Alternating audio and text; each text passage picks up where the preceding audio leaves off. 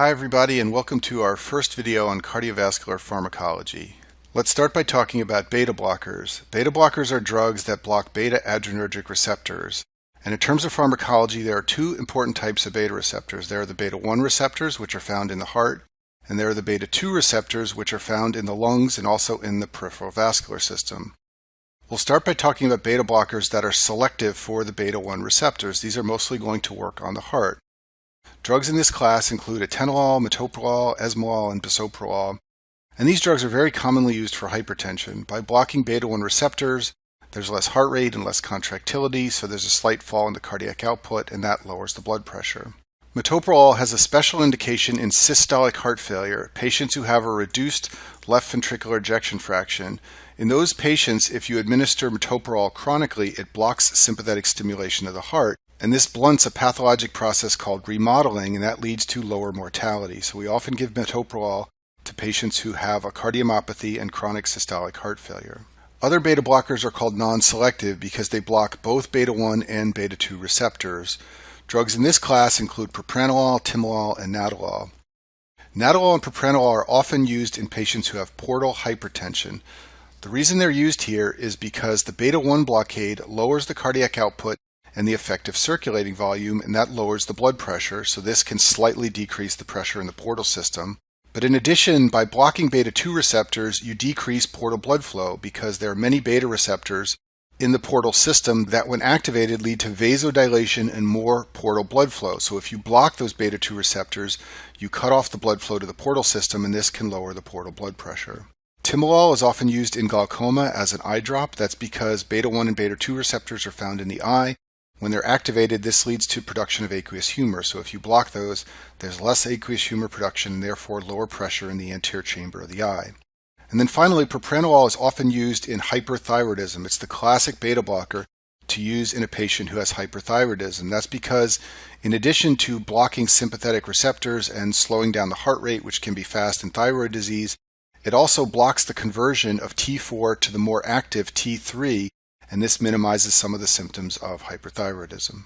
There are a couple of beta blockers that block not only beta receptors but also alpha 1 receptors. Alpha 1 receptors, when activated, cause vasoconstriction, so when you block them, you lower the blood pressure. Labetalol is a drug in this category. It's often used in hypertensive emergency. That's because it can be given intravenously for a rapid reduction in blood pressure. Carvedilol is another drug in this class. It's used just like metoprolol in systolic heart failure. It blocks sympathetic stimulation of the heart, and it's been shown in clinical trials to decrease the rate of remodeling and reduce mortality. Let's talk about the side effects of beta blockers. Beta blockers are famous for causing fatigue, erectile dysfunction, and depression. In actual practice, these side effects are relatively uncommon. These side effects were originally described with older beta blockers like propranolol, and the newer beta blockers cause far less fatigue, erectile dysfunction, and depression. Beta blockers can cause a very mild hyperlipidemia. Usually it's an increase in triglycerides and a small decrease in HDL. And the effect varies with different beta blockers. And this is really only important in people who have very severe hyperlipidemia. In those patients, you sometimes need to be aware of beta blockers. We use beta blockers all the time in diabetics, but classically it is taught that you need to be careful administering beta blockers to patients with diabetes. There are two reasons for this. First of all, beta blockers block the effects of epinephrine, and one of epinephrine's effects is to raise glucose levels. So when you block this, this can lead to hypoglycemia, especially if the patient is taking insulin. So in a patient on insulin who takes a beta blocker, you could, in theory, see the patient become hypoglycemic, although this rarely happens in actual practice. Also, beta blockers block the effects of the sympathetic nervous system, and if people with diabetes take too much insulin and become hypoglycemic, they may be unaware of this. That's because they won't have the usual sweating and tachycardia that you would see from hypoglycemia. So beta blockers are said to mask the symptoms of hypoglycemia. So potentially a patient could get hypoglycemia, not sense it because they're on a beta blocker, and then have a seizure from hypoglycemia. Once again, this rarely happens in clinical practice, but this is something you need to be aware of, especially for board exams. Besides diabetes, there are some other clinical situations where you have to be cautious with beta blockers. One of them is asthma and COPD. So beta 2 receptors in the lungs cause bronchodilation. So if you block them, you can cause bronchoconstriction. And in theory, you can cause a flare of asthma or COPD. You can cause a worsening of the symptoms. Often nowadays we use beta-1 selective beta blockers like metoprolol. These are said to be cardioselective, and usually the effects on the lungs are minimal. And in general, we give beta blockers to lots of patients with asthma and COPD. You also shouldn't give beta blockers to patients who have decompensated heart failure. That's because when you block the beta-1 receptors in the heart, you lower the cardiac output, and that makes their symptoms worse.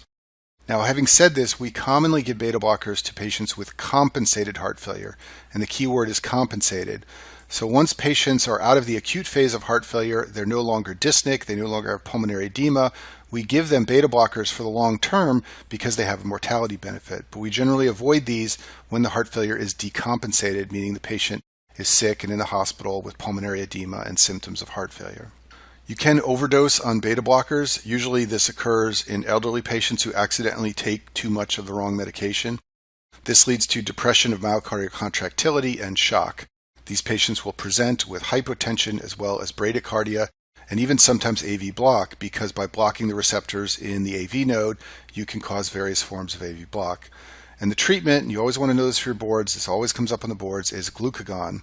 So you may be wondering why glucagon is used. The reason is because it activates beta receptors at a different site from norepinephrine. Basically, it gets around the block of the beta receptors caused by beta blocker overdose. And this can increase the heart rate and increase contractility, and you can administer glucagon until the beta blocker overdose is washed out of the system. Next, let's talk about calcium channel blockers. There are three major classes of calcium channel blockers or calcium antagonists. The first group are the dihydropyridines, and drugs in this class are drugs like amlodipine. The other two groups are usually referred to as non-dihydropyridines because they have similar effects, but their technical names are phenylalkylamines like verapamil and benzothiazepines like diltiazem.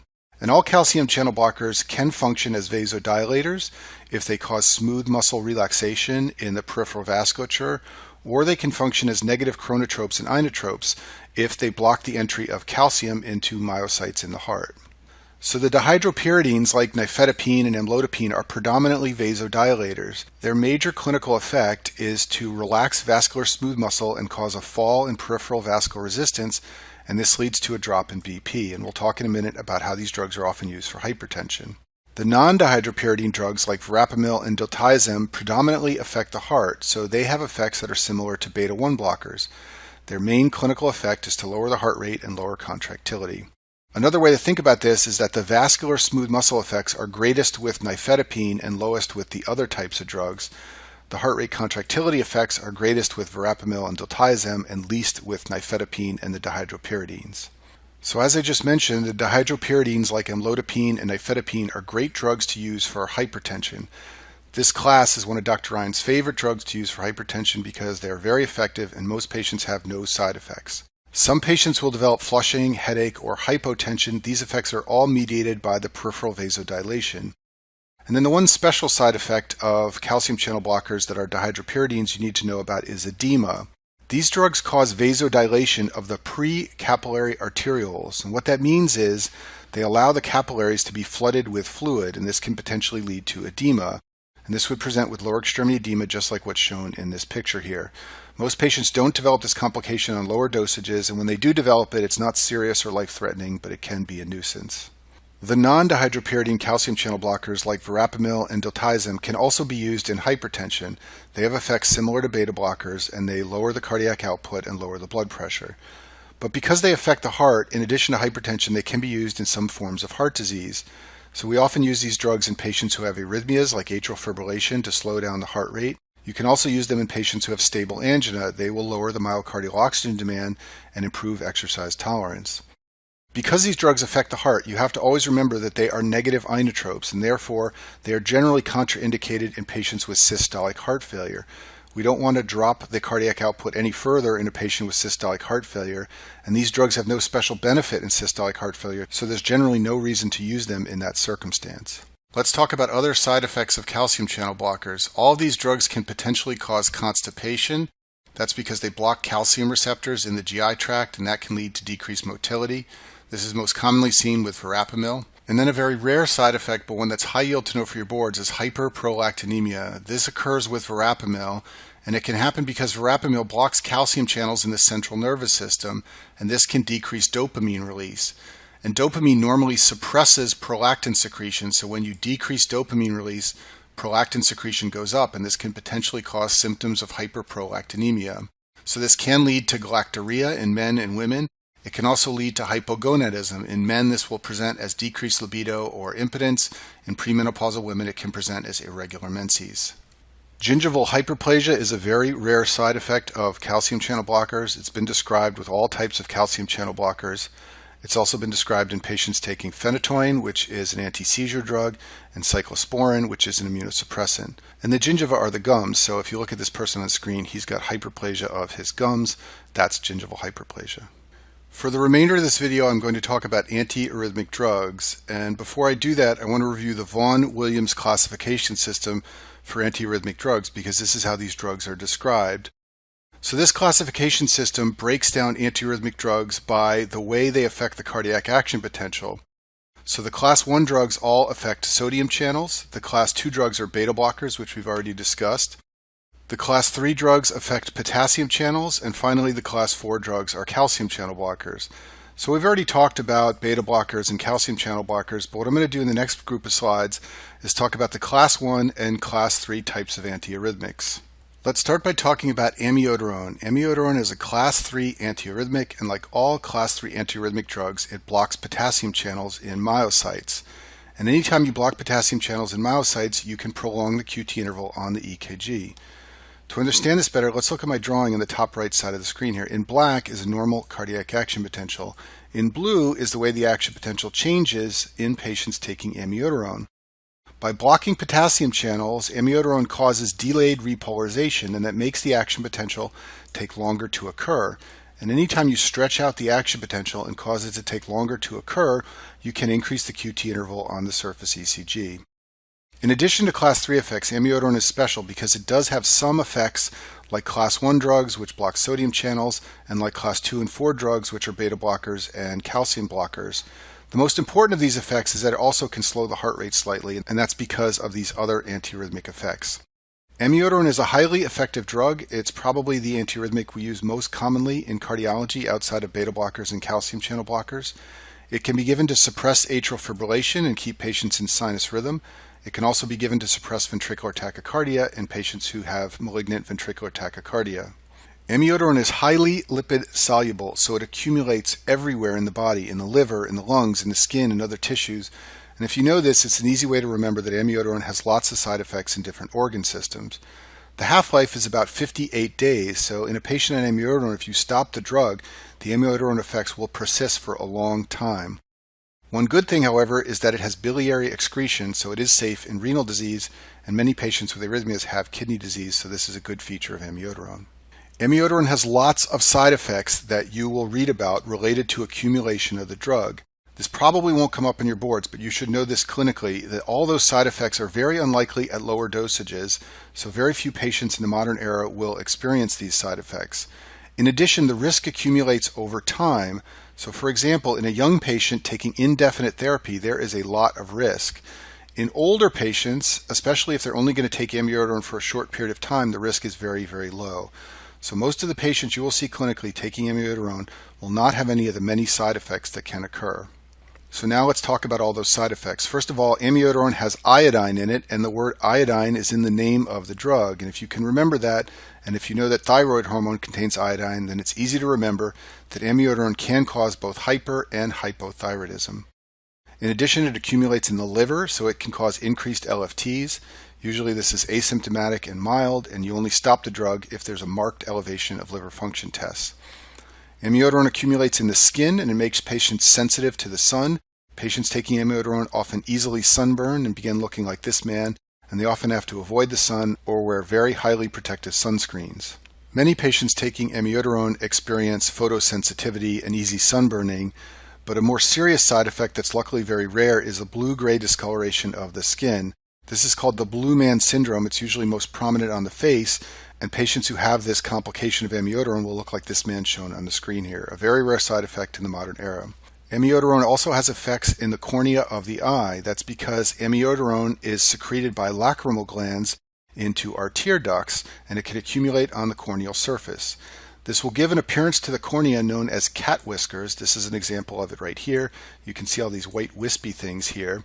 Usually this doesn't cause vision problems, but it is seen in many patients on chronic therapy.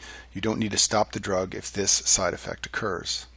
The most dangerous side effect of amiodarone is pulmonary fibrosis. This is the most common cause of death in patients taking this drug. On biopsy, what you see are what's known as foamy macrophages in the air spaces. These are macrophages that have accumulated amiodarone and phospholipids. And on chest x-ray, the classic pattern of severe pulmonary fibrosis is honeycombing, like shown on this example here. So on your board exams, what they're going to ask you about amiodarone is what test should be ordered when you're starting the drug. And I've written the tests on the screen here. We always do a chest x-ray before we start the drug because we want to know if there's any pulmonary fibrosis present before starting amiodarone. We always do thyroid function tests, which is usually just a TSH, but sometimes a TSH plus T3 or T4. And we always do liver function tests like AST and ALT. Sometimes we do pulmonary function tests, not always, but you can do these to establish a baseline, which you can use for comparison later on if the patient develops potential pulmonary fibrosis. So amiodarone is far and away the most commonly used class 3 antiarrhythmic drug, but I'll briefly mention some other class 3 antiarrhythmic drugs. Just like amiodarone, all of these drugs block potassium channels in the heart and can prolong the QT interval on EKG. The first two drugs I'll talk about is sotalol and dofetilide. These are commonly used in patients with atrial fibrillation. So for example, in a patient who has recurrent episodes of symptomatic atrial fibrillation, we will start sotalol or dofetilide. Then the patient will undergo a cardioversion to restore sinus rhythm, and because they're taking these drugs, the sinus rhythm will persist. And that's the benefit of these drugs. They suppress atrial fibrillation. And this is also the way we use some other antiarrhythmics like amiodarone, propafenone, and flecainide. Same idea in atrial fibrillation. You cardiovert the patient after they've been loaded with the drug, and the drug keeps them from reverting to atrial fibrillation. Ibutilide is also a class 3 antiarrhythmic drug. It's given intravenously and it has a short half-life. And ibutilide can be used for chemical cardioversion. So when a patient has atrial fibrillation, like shown on the left side of the screen here, and you want to restore sinus rhythm, there are two ways to do this. You can give the patient anesthesia and administer a shock, and that will cause the patient to go into sinus rhythm. That's called an electrical cardioversion. But an alternative is to administer ibutilide. You don't have to give any sedation, and many patients will convert after ibutilide from atrial fibrillation to sinus rhythm. The downside here is that this can cause arrhythmias like torsade de Pointes. So that's a nice segue into torsade de Pointes. So all the class 3 antiarrhythmic drugs prolong the QT interval. And if your QT interval gets prolonged, you're at risk for a special form of ventricular tachycardia called torsade de Pointes. It gets this name because the QRS complexes go from bigger to smaller to bigger, and this was thought to look like a twisting of the points, and that's what torsade de Pointes means. This is a life-threatening complication of class 3 antiarrhythmic drugs. Of the class 3 drugs, amiodarone is the least likely to cause torsade de Pointes, and that's why it's used much more commonly than the other drugs in this class. Back to this slide of the Vaughan-Williams classification system. Now we're going to talk about the class 1 antiarrhythmic drugs. All of these drugs block sodium channels, but they are subdivided into class 1A, 1B, and 1C drugs because even though they all block sodium channels, the different subgroups have slightly different effects on the cardiac action potential. This slide shows the effects on the resting action potential in the heart of the different groups of class 1 drugs. So let's talk about this now. So this portion of the action potential here is depolarization of myocytes, and that's mediated by sodium channels. This portion here is repolarization, and that's mediated by potassium channels. So I've cleared away my ink, and I'm showing you here in blue a normal action potential, and in red the action potential after exposure to one of the sodium channel blocking class 1 drugs. The class 1A drugs cause depolarization to take longer to occur. Anytime you do that, the QRS interval can prolong on EKG. They also cause repolarization to take longer to occur, so just like the class 3 drugs we already talked about, class 1A drugs can prolong the QT interval. We'll jump over here to the 1C drugs. They really don't have much effect on repolarization, so the QT interval usually does not change, but they cause depolarization to take much longer to occur, and therefore they can prolong the QRS interval. And then the 1B drugs are kind of funny drugs. They generally have no major effect on the QRS interval, and they can actually slightly decrease the QT interval. Alright, so let's talk about the class 1A drugs first. The major drugs in this class are quinidine and procainamide. And if you remember the action potential here, both of these drugs cause the depolarization to take longer to occur, so that can prolong the QRS interval. And they cause repolarization to take longer to occur, and that can prolong the QT interval. The second effect is because in addition to blocking sodium channels, they have some impact on potassium outflow from myocytes. Quinidine is an oral drug. It can be given to patients to reduce the recurrence rate of atrial fibrillation. It's associated with an increase in mortality, so we rarely use it in the modern era except under very special circumstances. Procainamide is usually given as an intravenous drug, and it slows conduction in accessory pathways in patients with WPW. This is its major use. So in patients who have arrhythmias associated with the Wolff-Parkinson-White syndrome and bypass tracts, procainamide is often the drug that we use, and that's what you want to remember about it for your exams. Another famous feature of procainamide is that if you give it in oral form for prolonged periods of time, it's associated with drug-induced lupus. Other drugs that can cause drug-induced lupus are isoniazid, used to treat tuberculosis, hydralazine, which is a hypertension drug, and procainamide, which we're talking about now. So what happens when patients get drug-induced lupus is they present with a rash, arthritis, and anemia, and they can have positive antinuclear antibodies, so this will look like a case of lupus. A special feature, however, that makes drug-induced lupus different from regular lupus is that antihistone antibodies are only seen in drug-induced lupus. So those will be positive in a patient taking procainamide who develops this complication. And all these symptoms of drug-induced lupus resolve when you stop the drug. The class 1B drugs that are important are lidocaine and mexiletine. These are both sodium channel blockers, and I've shown their effects on the action potential here, but really for this group of drugs, the effects on the action potential are not particularly important. What is important to know about these drugs is that they like to bind sodium channels in the depolarized state. So when are there lots of myocytes in the depolarized state? Well, it turns out that that's when there is ischemia. This leads to more depolarized myocytes. For that reason, these are effective drugs in ischemic arrhythmias. These drugs are also more effective at fast heart rates. That's because when myocytes repolarize, the drug unbinds, but if the heart rate is fast, there's less time to unbind before the sodium channels open again and become depolarized. So if you understand these things, you can understand that the main time we use these drugs is in ischemic ventricular tachycardia because you have fast heart rates and you have ischemia leading to depolarized sodium channels. So lidocaine can be used in patients with ventricular tachycardia in the setting of ischemia. You can also use amiodarone, and most people use amiodarone instead of lidocaine.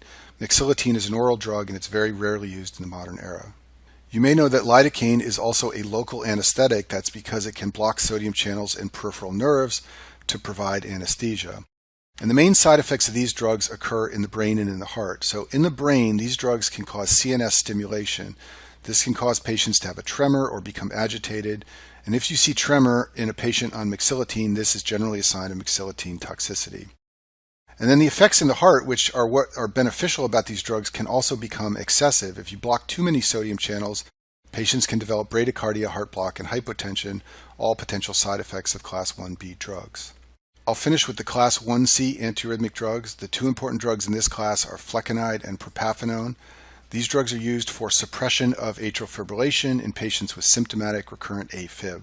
Importantly, these drugs are only used in patients with structurally normal hearts. Patients who take these drugs must have normal LV function and no significant valvular disease. The reason for this is there was a famous trial many years ago, and in patients who had abnormal hearts taking these drugs, there was an increase in mortality. So we reserve them only for patients who have normal, healthy hearts. And the major adverse effect is that when patients exercise, these drugs increase their effects, and this can potentially lead to prolongation of the QRS interval, which can lead to ventricular tachycardia. So you want to know this for your boards. In any patient taking these drugs, we often refer them for a stress test because we want to see what happens when they get their heart rate up. If their baseline EKG looks like this, and with exercise it looks like this, that's very bad. That means that every time that patient exerts themselves, their QRS is widening and they can potentially develop a cardiac arrest. If you see this with exercise, you need to stop these drugs. So I'll finish with just a general point about antiarrhythmic drugs. The class 1 agents, the sodium channel blockers, and the class 3 agents, the potassium channel blockers, have all been associated with increased mortality in a number of trials. For this reason, we only use them when absolutely necessary. So in someone having recurrent ventricular tachycardia, which is life-threatening, we will use these drugs. In someone with highly symptomatic recurrent atrial fibrillation, we will use these drugs. But we never use them for benign things like PACs or PVCs, and this is something they're going to ask you on your board exams. If they describe a patient who has PVCs on the monitor, you don't want to give them one of these drugs because you will increase the likelihood that that patient will die, and PVCs are generally benign. And that concludes our first video on cardiovascular pharmacology.